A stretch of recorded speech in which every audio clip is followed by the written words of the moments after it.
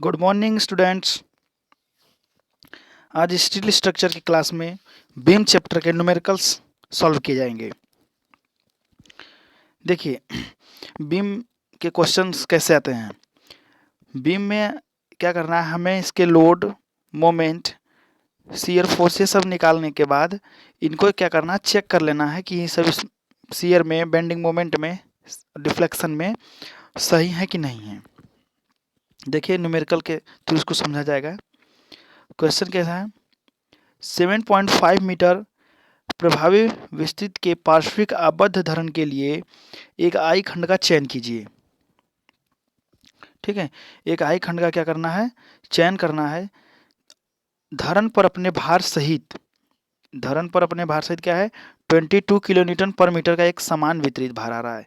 Kilo Newton पर metre यानी UDL आ रहा है। अनुज्ञेय प्रतिबल, अनुज्ञेय प्रतिबल बंकन, ठीक है, यानी सिग्मा बी आपका कितना है, 165 न्यूटन पर mm स्क्वायर। औसत अपरूपण 94.5 न्यूटन पर mm स्क्वायर। ई दिया मॉडुलस ऑफ इलास्टिसिटी 2 × 10⁵ न्यूटन पर mm स्क्वायर। और मैक्सिमम डिफ्लेक्शन दे रखा है स्पान अपॉन 325 लीजिए। हमें मतलब लोड दे दिया है, यूडीएल दे दिया इतना सहने के लिए, और उस मटेरियल की प्रॉपर्टी दे रखा है कि उसका परमिसिबल स्ट्रेस कितने होने चाहिए, बेंडिंग में, शियर में, मॉडुलस ऑफ इलास्टिसिटी और डिफ्लेक्शन कितना होना चाहिए। और यूडीएल दे दिया 22 किलो न्यूटन पर मीटर का। अब इसके लिए हमें एक आई खंड का क्या करना है, सिलेक्शन करना है। और बीम की लेंथ दे रखा है 7.5 मीटर, 7.5 मीटर यहाँ पर है। ठीक, अब देखिए, अब हम क्या करेंगे, इसमें लिख लेंगे कि क्या क्या गिवन है।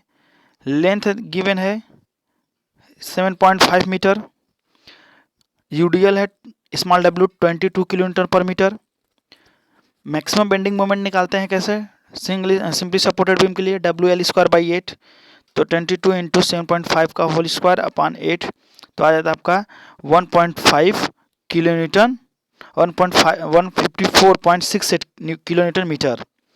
मैक्सिमम शियर फोर्स आपका सिंपली सपोर्टेड बीम में हाफ इधर आ जाता है लोड, और हाफ दूसरे तरफ चला जाता है। जैसे कि आपका सिंपली सपोर्टेड बीम है तो ये लोड आ रहा है, तो हाफ इधर चला आएगा और हाफ इधर चला जाता है शियर फोर्स के लिए।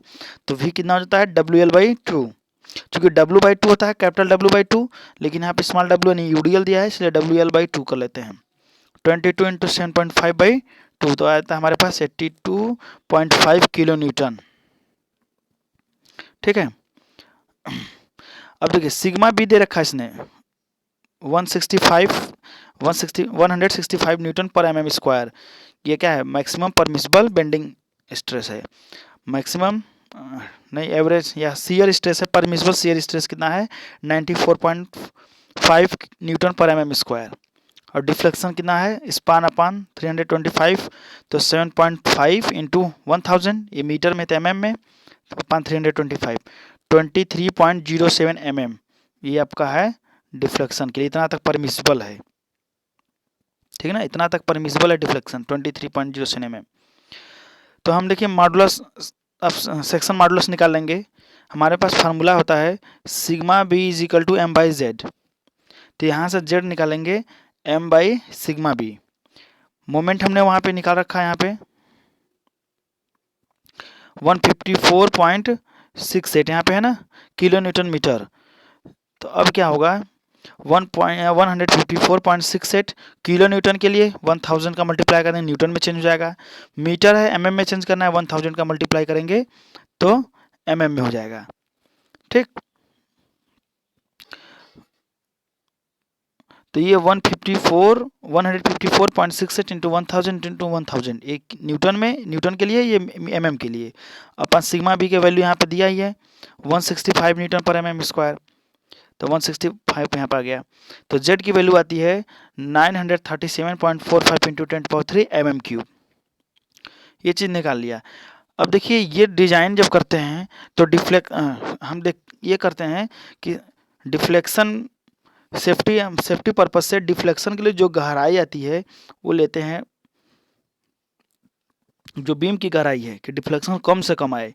ये हमारे पास कॉन्सेप्ट में है कि 55 × L, 55 इंटू एल लिया जाता है।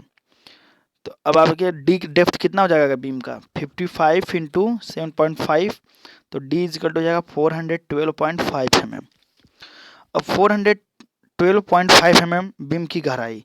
अब इसके लिए हमें देखिए 412.5 mm के लिए पूरे बीम का डिटेल यानी प्रॉपर्टी उसकी चाहिए, जैसे moment of inertia, section modulus, radius of gyration, ठीक ना, ये सारी चीज़ें हमको डिटेल चाहिए। अब स्टील टेबल जब हम ओपन करेंगे तो स्टील टेबल में 412.5 mm का नहीं दिया है, या तो वो 400 का दिया होगा, 450 का दिया होगा, ऐसे कुछ मतलब राउंड फिगर में दिया होगा।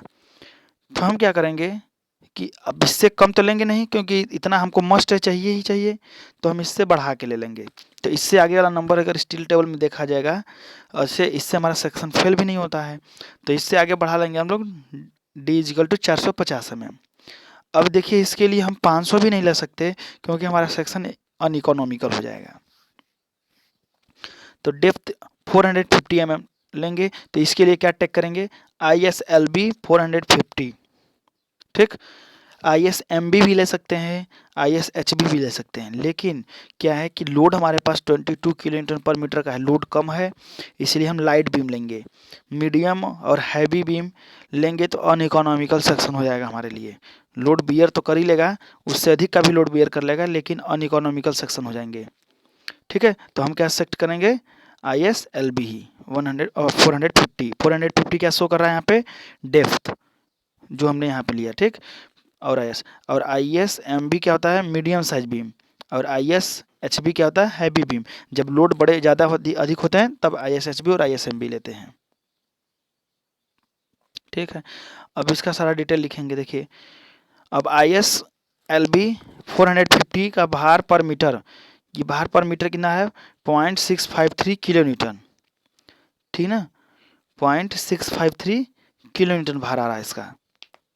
हमारा भार कितना आएगा हमारे में, अगर W/L किया जाएगा, भार पर मीटर के लिए है, ठीक है, 0.653 किलोन्यूटन। ये आपका यहाँ से भी देखा जा सकता है, एक भार पर मीटर के लिए क्या है, 0.653 किलोन्यूटन। डेप्थ 450 mm यहाँ पे है ही। TW यानी thickness of web 8.6 mm। IXX 27536.1 × 10⁴ mm के पावर 4। ZXX 1123.8 × 10⁻³ mm क्यूब होता है, ये mm क्यूब इसकी यूनिट होती है, ठीक है। अब देखिए और भी सारी डिटेल लिख सकते थे, लेकिन हमें ज़रूरत नहीं, इसलिए लिखा नहीं गया है।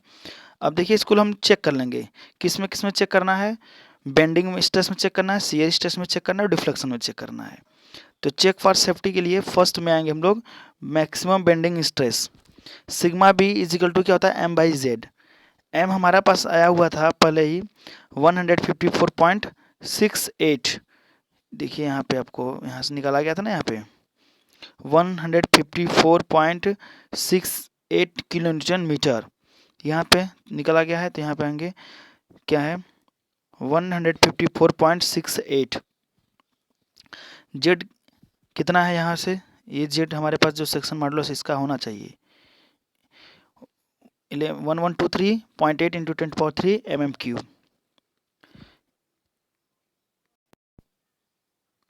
यहाँ एक चीज़ छूट गया है, देखिए यहाँ पे इनटू इसको किलोमीटर में था तो 10⁻³ और मीटर में था तो 10⁻³ था, यानी 10⁻6 का मल्टीप्लाई कर लेंगे।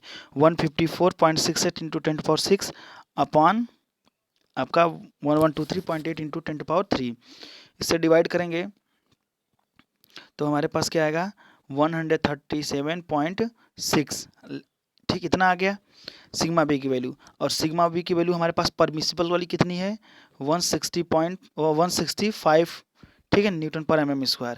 यहाँ पे आता है 137.6, यानी 165 तक हमारे पास अलाउ है, यानी उससे हमारा कम आ रहा है, तो इसका मतलब क्या हमारा सेक्शन ओके है, ठीक।